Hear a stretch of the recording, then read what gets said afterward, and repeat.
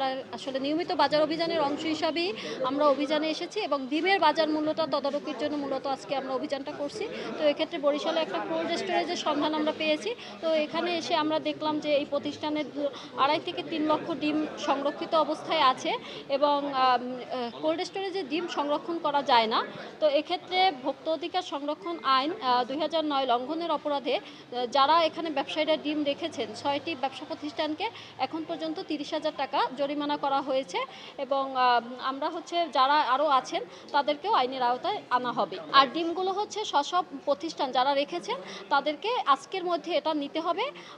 তারা আজকের মধ্যে এটা নিয়ে যাবে, এখান থেকে কোল্ড স্টোরেজ থেকে সরিয়ে নিয়ে যাবে। আর হাঁসের ডিমের বিষয়টা তারা 2-1 দিন সময় চেয়েছে। তাদেরকে হাঁসের ডিম যেহেতু মানে অতি দ্রুত মানে পচে যায়, তো সেক্ষেত্রে তারা 2-1 দিন এটা সংরক্ষণ করে তাদের মুসলেকা নেওয়া হয়েছে এবং তারা তার মধ্যে